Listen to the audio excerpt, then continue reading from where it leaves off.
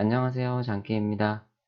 5월 17일 일요일 밤인데 이번 주 이제 주식시장 흐름과 앞으로 이제 변곡이 발생했을 때 어떻게 대응을 해야 할지 그런 부분들에 대해서 분석하고 대응 전략을 짜는 영상을 만들어 보도록 하겠습니다. 개인적으로는 5월달 거래가 전반적으로 잘 되고 있는데 지난주 금요일 5월 15일은 조금 아쉽게 거래가 되었고요. 이 부분은 제가 기회가 되면 별도로 다시 말씀을 드리도록 하겠습니다. 우선 지난주 영상 때 제가 5월 15일 이후에 시장의 변곡이 발생할 것으로 예상을 했고요. 이제 15일이 끝났고 다음 주가 이제 변곡을 제가 예상하는 주가 되었는데 그런 예상은 기본적으로 동일합니다. 이게 뭐 변곡이라는 게 하락이 될지 상승이 될지 이제 어느 정도 변동성이 크게 나오면서 방향이 확실하게 결정된다. 이렇게 이해를 해주시면 되는데, 지금 4월 17일부터 사실상 거의 한 달 가까이 시장이 작은 박스권의 흐름을 사실 보여준 거였거든요. 이렇게. 뭐 이 정도, 밑에까지 길게 놓고 보면 이 정도, 작게는 코스피 기준으로 상방에 1950포인트부터 뭐 하방에는 1895포인트 이 정도에서 지금 사실 박스권을 그렸다라고 보는 게 맞고요. 이 박스권에서 이제 변곡이 발생한다라는 거는 상방이든 하방이든 이제 변동성이 좀 발생할 것으로 보고 있고, 사실 이 지수의 흐름을 예상한다라는 거는 굉장히 어떻게 보면 좀 오만하다라고 해야 될까요? 사실 아무도 알 수 없는 거거든요. 아무도 알 수 없는 거지만 제가 영상을 이렇게 만들면서 하는 이야기들은 이렇게 될 것이다 라기보다는 확률적인, 그러니까 상승과 하락의 확률을 보았을 때 현재 차트의 흐름, 저는 이제 차트와 수급, 기술적 분석에 주안점을 두고 확률을 할 때에 상승을 할 확률이 높을 것인가 혹은 하락을 할 확률이 높을 것인가에 대해서 나름의 분석과 대응 전략을 짜는 겁니다. 제 방송과 제 영상과 제 이야기는 그렇게 이해를 해주시면 좋을 것 같고요. 물론 제가 틀릴 수는 있지만 저 같은 경우는 제가 틀리더라도 제가 이제 예상하는 흐름이 맞았을 때 틀렸을 때 대응 전략을 다 갖고 가는 거고 혹은 제가 틀리더라도 틀린 거에 대한 대응 전략대로 대응을 하기 위함입니다. 그래서 저는 이제 제가 짜놓은 대응 전략대로 제가 만약에 판단을 하고 손절이 되든 익절을 하면 사실 저는 거기에 굉장히 만족을 하는데 지난주 15일이 조금 아쉽다라고 하는 것은 손실 금액은 사실 뭐 이때 수익을 많이 냈기 때문에 크게 문제가 될 손실 금액은 아닌데 그러니까 제가 생각했던 것대로 대응을 안 한 거죠. 제 스스로가. 그런 부분에 되게 아쉬움이 남는 건데 서론이 길었는데 그 이유는 저는 다음 주 시장 전략을 좀 부정적으로 보고 있습니다. 이제 부정적이라고 하면 하락할 확률에 높게 이제 분석을 하고 있는 거고요. 기본적으로 제가 지금까지 영상을 최근에 한 4월 이후부터 만들면서 보수적이라는 그 표현을 썼지만 부정적이라는 표현은 처음 쓰는 것 같습니다. 처음 쓰는 것 같은데 제 분석이 틀리기를 좀 바라긴 하지만 저 같은 경우는 부정적이라고 말씀드린 이유는 하락했을 때 하락의 폭이 조금은 깊어질 것으로 예상을 하고요. 그 포인트들에 대해서 말씀을 드리도록 하겠습니다. 첫 번째로 이제 우리나라 같은 경우는 박스권이긴 한데 지금 보시면은 이때 이제 변동성이 발생했던 이 지점에서부터 이렇게 좀 변동성이 발생을 하고 있는데 상승 종가가 지금 여기인 거예요. 왜냐하면 이렇게 뛰었다가 떨어졌기 때문에 종가가 좀 여기에 위치해 있는데 지금 이 흐름이 하나, 둘, 세 개의 꼭지를 만들고 만약에 다음 주에 이렇게 떨어지게 되면 정확하게 지금 그 3산을 그리고 떨어지는 형국이 되는 거거든요. 그래서 그렇기 때문에 이 상승의 폭이 마찬가지로 깊어질 수 있는 이유가 빨간색 선이 확대를 해보겠습니다. 이 빨간색 선이 5일선인데 5일선이 11선을 돌파한 게 이때예요. 3월 말에. 그때 이후로 단 한 번도 5일선이 11선을 하락으로 돌파한 데드크로스가 없었는데 처음 데드크로스가 발생을 할 수도 있습니다. 지금 5일선과 11선이 만나고 있어요. 여기서 만약에 5일선이 다음 주에 떨어지게 되면 하락을 할 수 있기 때문에 상승으로 돌아서야 되는데 상승의 모멘텀이 그렇게 많지는 않고 현재 시장의 여러 가지 흐름을 보았을 때 그리고 지금까지 이렇게 올라왔던 거는 그 옵션 만기의 효과가 좀 있다라고 판단을 하고 있거든요. 그래서 현재 코스피 지수의 흐름이 그러하고요. 물론 코스닥은 굉장히 강합니다. 코스닥은 굉장히 강하지만 코스피 같은 경우는 이렇게 하락을 했을 때 밑에서 잡아줄 수 있는 위치가 있으면 좋은데 이평선상에 지금 이 파란색 21선을 한번 터치를 했어요. 이 빨간색 장대 개파락 이후에 올라왔던 그러면 이제 21선에서 지지는 한번 나왔기 때문에 두 번째 이평선 지지는 사실 잘 나오지 않거든요. 그러면 지금 코스피 기준으로 20일 밑에 있는 이평선의 위치가 61선이 1880대 초반이에요. 이평선의 지지가 나올 수 있는 영역이. 그러면은 이렇게만 해도 벌써 한 3, 4%가 되기 때문에 코스피는 빠졌을 때에는 하락이 1880도 깰 수 있는 위치이고 상승을 한다라고 하면 사실 뭐 상승이 뭐 이렇게 저항이 현재 일봉상의 저항은 그렇게 많지는 않지만 상승을 한다라고 하면 지금 요 위치 시가가 되겠네요. 1950포인트가 강한 지지예요. 그래서 상승을 했을 때 만약에 상승을 하더라도 1950포인트를 맞고 떨어질 확률이 굉장히 높거든요. 이렇게 그래서 만약에 상승을 한다면 1950포인트를 뚫고 강하게 올라가야지만 이 현재까지 올라오고 있는 추세를 유지할 수 있고 1950을 맞고 떨어지면은 더 크게 변동성이 발생하면서 하락을 할 수가 있습니다. 그래서 뭐 인버스 차트는 오늘은 잠깐 이후에 볼 텐데 인버스도 마찬가지로 어떻게 보면 지금은 약간 저는 이제 하락에 베팅을 할 생각이기 때문에 다음 주에는 인버스를 조금 만약에 제 예상대로 지수가 흐름이 나온다라고 하면은 인버스를 그렇게 조금 더 비중을 실을 예정이고 그렇게 보는 몇 가지 이유가 있는데 나스닥을 볼게요. 나스닥 지금 차트인데 자 나스닥 차트를 보겠습니다. 나스닥 같은 경우는 지금 상승을 시작한 게 여기서부터 1파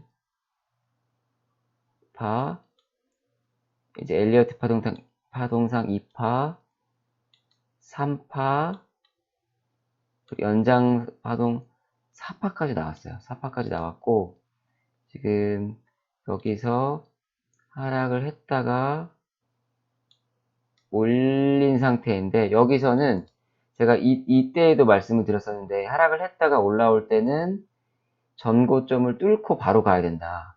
그 얘기를 말씀을 드렸고 동일합니다. 전고점이 지금 나스닥 기준으로 여기가 되겠죠. 9270포인트 정도 9250포인트 여기를 뚫고 계속 올라가야 돼요. 그렇지 않으면 여기 어딘가에서 맞고 떨어지게 되면 마찬가지로 복합권이라고 표현되는 부분에서 하나, 둘, 세 개의 산을 만들고, 그러니까 헤드 앤 숄더를 만들고 떨어질 수가 있기 때문에 여기서 이 고점을 돌파하느냐, 그렇지 않고 하락하느냐 이 부분을 보면 좋을 것 같고요. 뭐 현재 우리 코스피 지수랑 비슷하죠, 비슷하고 조금 제가 이렇게 부정적으로 말씀드리는 이유 중에 하나가 골드 이제 부정적으로 말씀드리는 이유 중에 하나가 금값입니다. 금값.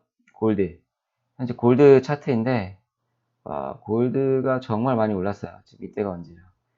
지금 2015년 그리고 2018년 올해만 해도 벌써 많이 올랐죠. 이때 좀 떨어졌을 때 샀어야 되는데 이때는 못 사고 지금 저는 여기서 이제 공략을 해서 금은 제가 뭐 해외 선물을 직접 하진 않기 때문에 ETF를 합니다. ETF로 레버리지 진 골드를 공략을 했고 지금 패턴이 여기서부터 이렇게 삼각 수렴을 만들고 돌파를 했어요. 정확하게 삼각 수렴 만들고 돌파를 했죠. 만약에 보통 이제 주식시장이 떨어질 때 올라가는 게 금이죠. 물론 이때는 이때는 이렇게 막 저희 3월 말에 주식시장이 하락할 때에는 금이고 뭐고 현금을 제외한 뭐 모든 것들이 다 떨어졌었는데 그때는 금도 떨어졌어요. 근데 보통은 주식시장이 떨어질 때 이제 위험자산이라고 판단되는 주식과 반대급부인 안전자산인 달러나 특히 이제 금 값이 많이 오르는데 금이 지금 고가권이긴 해요. 상대적으로 계속 올라왔기 때문에. 근데 고가권에서 지금 이 수렴을 하고 돌파를 했거든요. 이 삼각형, 깃발형이라고 하는데 만약에 여기서 이 깃발형을 돌파를 하고 이게 슈팅이 붙어버리면 더 가는 거예요. 이렇게 쭉. 죄송합니다. 슈팅이 붙어버리면 이게 이렇게 돌파를 해서 신고가를 갈 수도 있는 그런 형국이기 때문에 이 부분이 조금 주식시장의 하락을 할 수 있다라는 그런 분석이고 만약에 여기서 돌파를 하지 못하고 고점에서 맞고 떨어지게 되면 뭐 이제 주식시장은 그렇게 큰 하락이 나오지 않게 되는 거고요. 빅스 지수도 한번 살펴보겠습니다. 빅스 지수를 볼게요. 테크니컬 차트를 크게 보려고 했는데 차트가 지금 잘 나오지 않아서 이 그림으로 보겠습니다. 빅스 지수는 뭐 공포 지수라고 하고 쉽게 이해하기에는 그냥 인버스와 비슷하게 주식시장이 하락할 때 올라가는 그런 지수를 보시면 되고요. 지금 이때 이제 3월 17일부터 하락을 하던 이 추세를 지금 살짝 돌려선 겁니다. 돌려 세웠고 현재 36부터 27에 약간 밴드가 보이는데 여기서 만약에 지금 상방으로 돌려서 다시 42로 올라가게 되면 여기서 지금 만약에 지금 이 그림에서 지금 이 가상의 선이 있다라고 보시면 쭉쭉쭉쭉 내려오던 거를 이때 살짝 돌파를 한 겁니다. 결국 하락하던 추세를 지금 돌리고 있는 상황이거든요. 그래서 이게 다시 돌아가게 되면 빅스가 뭐 상방으로 한 40, 50까지는 순간적으로도 올라갈 수 있어서 빅스 관점에서도 차트적인 분석에서는 빅스의 하락 추세가 끝났다. 이 말인즉슨 주식시장이 다시 다시 하방으로 돌아설 수 있는 몇 가지 포인트들 중에 하나이다. 이렇게 지금 저는 보고 있는 겁니다. 그래서 제가 지금 약간의 부정적으로 보는 몇 가지 요소들을 말씀을 드리고 있는 거고요. 주식 차트에서 해서 인버스 흐름을 한번 보겠습니다. 이제 인버스 차트인데 지금 굉장히 재밌는 흐름이 나오고 있는데 보시면 이 음봉이 굉장히 중요한 음봉입니다. 이 음봉이 정말 중요한 시가와 고가가 정말 중요한데 보시면 종가가 6,675원 그리고 여기 보시면 저가가 6,690원 이 음봉을 지금 깨지 않고 있어요. 음봉을 깨지 않고 있고 보통 지지와 저항을 이야기를 할 때 양봉보다는 음봉의 지지와 저항이 더 셀 수 있습니다. 양봉보다는 오히려 음봉의 지지와 저항이 더 셀 수가 있는데 중요한 건 이때의 이 최저가 이날의 최저가가 6,520원 6,520원은 절대 깨고 있지 않고 있죠. 그래서 혹시 더 하락을 하더라도 6,520원을 깨지 않고 돌아서게 되면 상승으로 이제 조금 더 슈팅까지는 아니지만 추세가 돌릴 수 있는 게 제가 영상을 뭐 이때쯤에서도 계속 말씀드렸던 게 20일선입니다. 지금 20일선을 돌파를 한번 한 거예요. 21선을 돌파를 한번 했기 때문에 21선뿐만 아니라 지금 이 초록색 선이 121선, 121선 돌파를 한번 했었어요. 그럼 이 두 개의 이평선의 저항이 없기 때문에 그 다음 이평선 저항은 지금 요 위에 있거든요. 요 위에가 7,250원 정도. 그러면 여기까지는 충분히 뭐 순간적으로 하루 이틀 만에 한번 이제 상승이 나올 수 있다라는 거죠. 여기서 위로 올라가는 거는 그때는 진짜 큰 악재가 나와야지만 갈 수 있는 거고, 기술적인 반등으로는 7,250원까지는 다음 주에 한번 나올 수 있다. 시장이 하락했을 경우에. 저는 이제 그렇게 보고 있고, 조금 비중 베팅을 해서, 만약에 하락을 한다라고 하면, 주식시장이. 상승한다라고 하면 당연히 베팅을 하면 안 됩니다. 이제, 여기서 하락한다라고 하면 밑으로 더 떨어질 수 있는 거기 때문에 그때는 다른 제가 예상했던 흐름이 아니기 때문에 그때는 그 이후의 흐름을 보고 대응을 해야 되는 거고요. 제가 보는 관점에서는 주식시장의 하방을 보고 하방대로 갔을 때 이제 베팅을 하는 거죠. 그렇게 해서 7,200원 선에 오면은 일단 비중을 좀 다시 줄이는 그런 전략을 취할 예정이고요. 그리고 이번 주에 제가 계좌 수익 흐름을 조금 보면 5월달 이제 현재 제가 갖고 있는 이 계좌의 수익이죠. 수익인데 뭐 5월달만 놓고 보면 나쁘지 않아요. 5월달 주식시장 뭐 괜찮았었으니까. 그래서 수익을 첫날 빼고는 전반적으로 잘 냈고 이날 지금 5월 15일 날 조금 꼬였습니다. 이날 사실 시장이 상승 출발했기 때문에 충분히 좋은 수익권에서 나올 수 있었는데, 그러니까 이렇게 지금 5월 6일부터 계속 제가 예상한 흐름대로, 거래가 잘 되다 보니까 저 스스로가 약간 좀 방심했던 것 같아요. 그래서 다음 주에는 뭐 수익이 난 부분과 안 난 부분을 이제 다시 잊어버리고 철저하게, 제 예상이 맞지 않는 흐름이 나오면 주식시장이 지금 상방 베팅 해놓은 비중이 있긴 합니다. 제가 이제 하방을 보긴 하지만 기본적으로 계속 들고 있는 비중이 있기 때문에 주식시장 비중이 좀 있는데 만약에 하락을 하게 된다라고 하면 저는 이제 손절을 과감하게 할 겁니다. 그렇게 하려는 이유가 지금의 손절이 다음에 큰 손실을 막을 수가 있어요.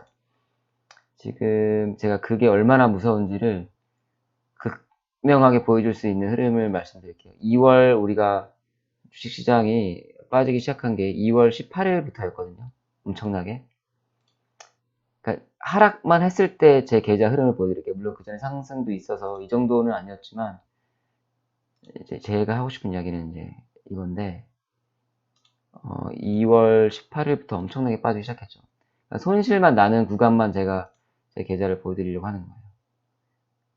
자, 2월 18일부터 이때부터 엄청나게 빠지기 시작했어요. 이때 이제 뭐 2월 18일 날 그 전에 수익 난 게 있었기 때문에 뭐 예를 들어서 2월 18일 날 이때 100만 원 제가 손절을 했다라고 하면 이때 100만 원 손절을 안 한 게 지금 전자 2,900만 원까지 갔던 겁니다. 물론 이제 그 중간에 물타기를 잘못했던 거죠. 그러니까 이때에 손절을 하고 물타기를 하지 않았어야 되는 거죠. 물론 결과론적인 이야기지만 이때 한번 제가 큰 실수를 했기 때문에 그 실수를 다시 한번 하지 않으려는 건데 물론 이런 하락이 다시 나오진 않겠죠. 그럼에도 불구하고 이게 스스로가 판단을 내가 잘못했음을 빨리 인정을 하고 고집을 부리지 말아야 한다는 이야기를 이제 하고 있는 겁니다. 이때도 사실 주식시장이 그렇게 하락하고 있는데 뭐 이제 3월 중순부터는 사실 매수가 맞았는데 3월 초에 매수를 했던 게 이제 잘못된 판단이었죠. 3월 중순 이후에는 제가 봤을 때 매수가 많았어요. 금방 올라왔기 때문에. 물론 어마어마하게 떨어지고 거의 3천만 원까지 갔다가 복구 다 했습니다. 올해 전체로 놓고 보게 되면 올해 기준으로는 계좌는 복구를 했습니다. 올해 기준으로는 뭐 계좌는 일단 복구를 했고 작년에 수익이 좀 나는 게 있어서 작년 1월부터 해서 작년부터 해서는 누적 수익이 좀 있기 때문에 사실 뭐 크게 문제될 계좌는 아닌데 올해가 많이 아쉽죠. 올해가 아까 말씀 방금 그 계좌 보여드린 대로 제 판단이 틀렸을 때는 빨리 인정을 하는 게 가장 중요합니다. 그리고 내가 틀렸다라는 걸 인정하고 다시 그 주식의 시장의 흐름과 내 타이밍을 맞출 때까지 조금 기다려야 됩니다. 엇박을 한 번 타기 시작하면 걷잡을 수 없기 때문에 멘탈을 그 잡고 다시 시장의 흐름에 맞출 수 있도록 해야 되는 거고요. 다음 주는 일단은 뭐 하방에 어느 정도 무게를 두고 있지만 시장의 흐름은 언제든지 바뀔 수 있기 때문에 제가 또 틀렸다라고 판단이 되면 그때 다시 영상을 다음 주중에라도 보통 이제 주말에 한 번씩 그 다음 주 흐름을 보는데 주중에라도 빨리 영상 촬영을 해서 보시는 분들의 조금 도움이 되도록 하도록 하겠습니다. 이번 영상은 이것으로 마치겠습니다.